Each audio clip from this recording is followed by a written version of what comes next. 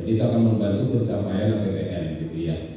Kemudian yang berikutnya tentang kelistrikan. Jadi teman-teman yang terlibat di kelistrikan juga terima kasih karena sejak kita alih kelola itu kita sudah canangkan kita akan go green. Nah, go green itu dibuktikan dengan membangun PLTS 25 MW. Ya, jadi mungkin teman-teman yang di Duri itu masuk gate 1 udah lihat ya. Itu ada panel-panel, ya. Itu ada panel-panel kayak model terasering gitu. Nah, itu salah satu tempat kita yang tempat pembangunan PLTS ya. Nah, ada yang di Sinabung, ada juga yang di Singgalang, nanti ada yang di Rumbai. Di Rumbai itu kalau nggak salah sekitar 7 MW, di Dumai nanti sekitar 2 MW. Nah, yang banyak itu di Duri sekitar 15 MW. Nah, jadi terima kasih nih buat teman-teman yang terlibat di dalam pembangunan PLTS. Dan ini juga ya kapasitor bank ini yang untuk yang di Kota Batak, Petapahan, di mana kita sekarang itu sudah hampir mencapai kapasitas maksimal. Jadi dengan penambahan kapasitor bank kita bisa menambahkan mengurangi ampere gitu ya, sehingga kita tidak perlu mematikan sumur-sumur yang di Kota Batak. Nah, kemudian juga yang bertungkus lumus, saya yakin ini juga banyak sekali yang terlibat ya, Mas Agus ya, OPLL nih. Jadi benar-benar perjuangan yang luar biasa nih dari teman-teman yang menyiapkan OPLL dengan nilai investasi itu kalau kita total itu 1,3 triliun ya, luar biasa besarnya investasi ya, dan komitmen pemerintah Pertamina memang untuk menyiapkan energi untuk negeri. Jadi kalau dibilang energi untuk negeri ya memang benar teman-teman. Jadi karena memang kita sebagai perusahaan BUMN Pertamina ditugaskan untuk memastikan ada kecukupan energi untuk bangsa kita ini. Nah, kemudian juga untuk technical support yang RTS ya, kita udah menyelesaikan program technical standar. Nah, jadi saya dengar juga ini akan di-copy oleh SAU ya. Jadi terima kasih. Ini juga banyak sekali orang yang terlibat di sini ya. SMI-nya banyak di listnya itu. Nah, kemudian juga kita lagi melakukan trial hot water injection yang langsung ke ke sumur-sumur, ke flow line.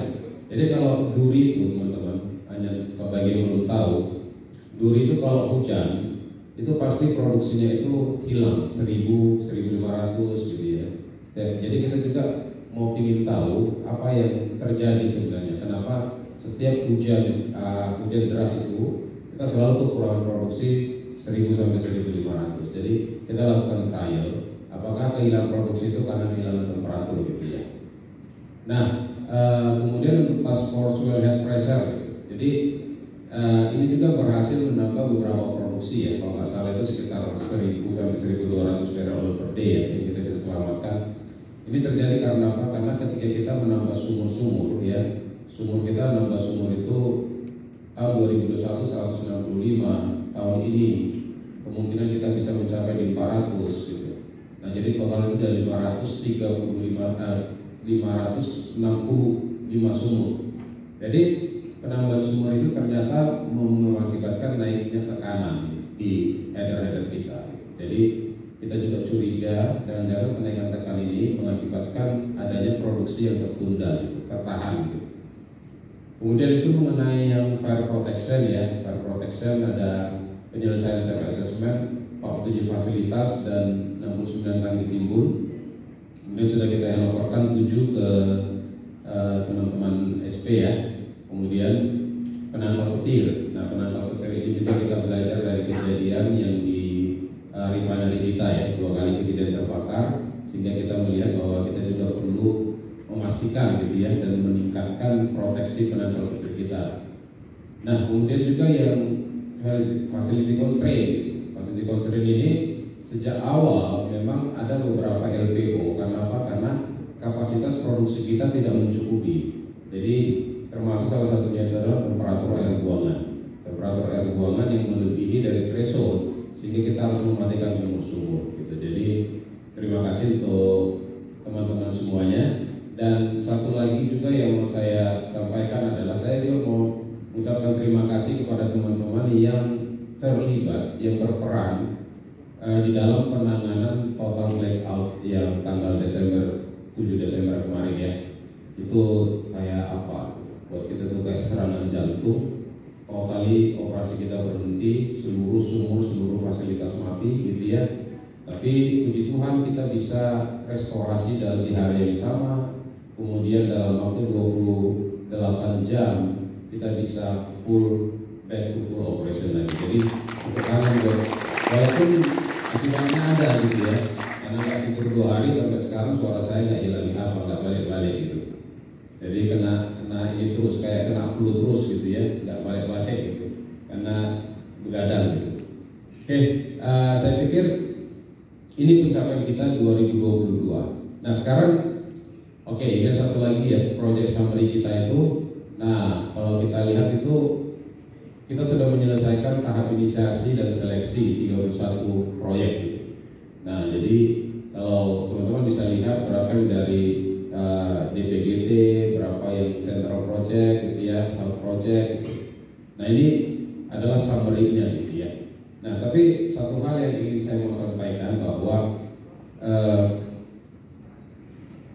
ini semuanya itu tadi kata Martin memang soal kolaborasi itu kayaknya sudah DNA kita. Jadi nggak perlu teman-teman diajari lagi soal kolaborasi ya. Jadi nggak peduli tim mana ya. Jadi tim itu hanya menunjukkan responsibility-nya aja, tetapi tidak membuat kita menjadi tersekat-sekat gitu. Nah sekarang tantangan kita 2023 apa? Ya, saya mau highlight beberapa. Saya nggak tahu ada slide-nya apa enggak ya, tapi nah ini 2023 ya. Nah di 2000 kalau tahun ini target drilling itu kan 500 sumur ya. Target produksi sebenarnya itu 182.000 barrel oil per day. Itu walaupun nanti kita nggak mencapai itu tahun ini ya. Jadi kita outlook kita itu di 31 Desember nanti 170.000. Tahun depan kita akan ngebor sumur itu 600 ya, 600 sumur dengan target produksi 192.000. Artinya apa teman-teman? Kalian tahu artinya itu apa? Artinya kita akan jauh lebih sibuk, lebih capek tahun depan dibandingkan tahun sekarang. Gitu ya. Kis jangan lemas gitu Kis. Masa anak muda dikasih tantangan gitu harus lemas. Ya? Gua kan sekali-sekali ada apresiasi kayak gini.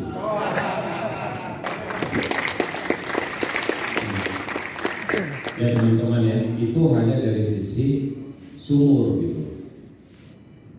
Nah, tahun depan itu juga kita akan ada 283 sumur yang kita konversikan, yang tadinya idle akan kita hidupkan. 283 di SLO dan 160 di HO.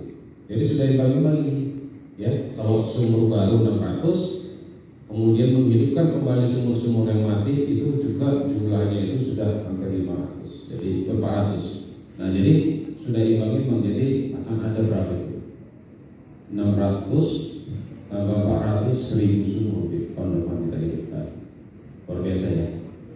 Nah jadi kalau sekarang teman-teman bilang udah capek, belum ada apa-apanya itu dibandingkan tahun depan, ya kan?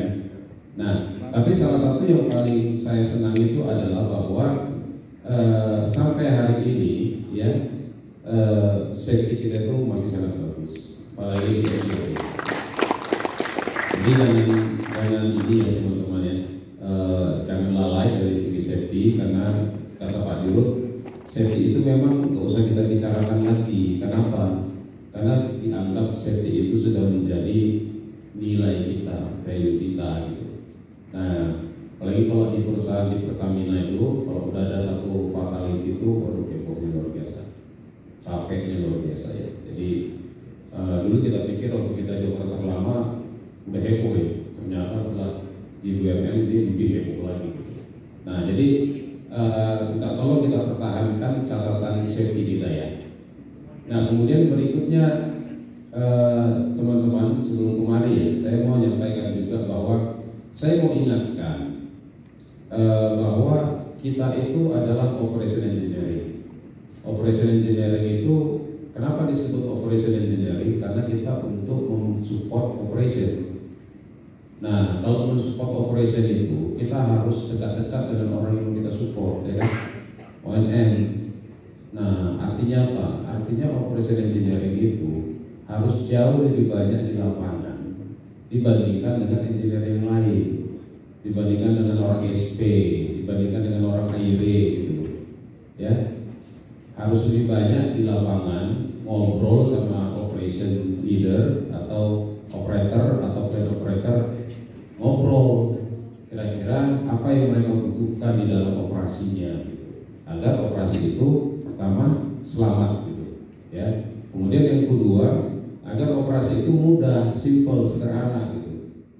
Nah, jadi terlepas dari banyaknya kegiatan-kegiatan teman-teman yang FGD lah, tahun depan mungkin kita akan kurangi FGD ya, nggak usah banyak-banyak lagi lah. Ini kan tahun ini karena memang 2 tahun lebih terkungkung karena COVID, ya udahlah disuruh aja pergi gitu ya. Tapi tahun depan saya minta kita itu ayo lebih banyak ngobrol sama kawan-kawan di operation dan maintenance, ya.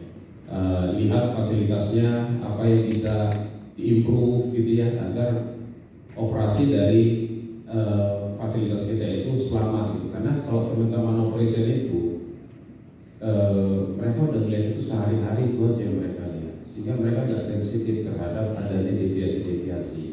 Nah, sehingga kalau kawan-kawan datang sana, kawan-kawan lebih sensitif untuk melihat deviasi itu. Kalau teman-teman operation siang malam itu aja yang mereka lihat gitu, jadi nggak sensitif gitu ya. Oke, nah ini salah satu ini bagian dari KPI meeting activity kita di 2023 gitu ya. Jadi beberapa yang kita masukkan, salah satunya itu adalah penguatan kemampuan insiden firefighting di fasilitas Wekarokan, itu Q1, itu target kita. Kemudian menyelesaikan inisiasi substation upgrade ya 2023 Q2 gitu. Kemudian menyelesaikan studi dan rekomendasi WHP LPO reduction. Nah, kemudian menyelesaikan studi prefit aktivitas feeder 4 ke Tigul. Banyak ya.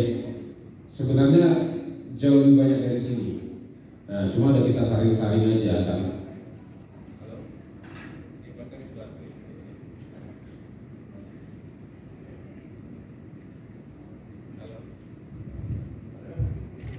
Ya, ya, jadi banyak ya teman-teman ya. Jadi, namun secara garis besar bisa saya sampaikan bahwa tahun depan itu portfolio kita itu meningkat hampir 5 kali lipat. Jadi kalau tahun ini di FE itu proyeknya itu yang NBD itu cuma $11 juta, tahun depan itu jauh lebih banyak lagi. Ya, kalau kita gabungkan BD sama NBD kita itu ada di level $400 juta. Dan itulah yang dipercayakan oleh perusahaan ke FE untuk dikelola. Nah, jadi teman-teman sudah bisa bayangkan dari jumlah investasi yang akan kita kelola tahun depan itu seberapa sibuknya kita ya. Nah, tapi saya percaya ini kita udah ada tambahan new blood, darah-darah segar, darah-darah baru bisa terdiri ya teman-teman